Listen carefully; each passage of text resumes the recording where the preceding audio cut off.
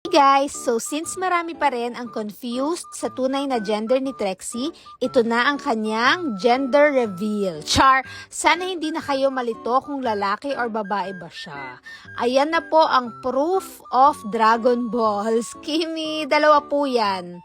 Dalawa yan, kumpleto at makintab-kintab pa. Never been used, never been touched. Charot, bagong-bago pa, medyo malapit na nga amagin eh. So ayan, yes po, lalaki po si Trexie Boy, kompleto po with toy-toy and lato-lato. Walang labis, walang kulang. Anyways, nagtitrim kami today for hygiene purposes ng mga batang may buntot. Syempre, hindi lang dapat pogi, malinis at mabango din, di ba, Sophie? Maintenance lang naman ito before sila ulit magpag-groom since hindi pa naman super haba ng buhok nila. We do this para hindi sila bumaho at ma-maintain ang kalinisan nila and tipid na rin. Nabili lang namin here in TikTok itong razor and marami na ding accessories. Plus, matibay pa. So, ang important parts to trim ay of course, paws, yung 4 na paa, puwet, chan, and Dragon Balls. Pero depende naman yan sa inyo guys.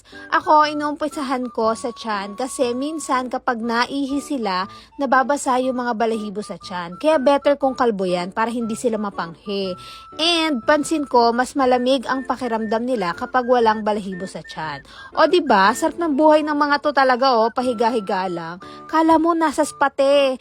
Yung tipong weekend na lang yung pahinga ko pero alipin pa rin ako ng dalawang to. Of course, ganun din pala sa mga paa, dapat natitrim din yung balahibo sa ilalim ng paa nila para hindi sila nadudulas at hindi makapitan ng mga insekto or garapata and putik na din.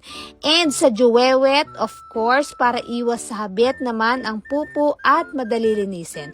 Lalo na kay Trexie mga ate, Diyos ko, parang Hungarian kapag na-poop. So, dapat talaga malinis yan para walang sabit-sabit.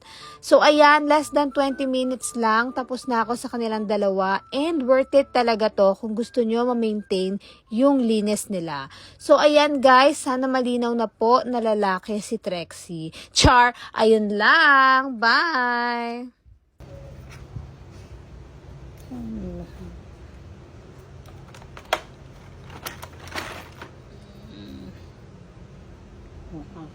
Ano ito?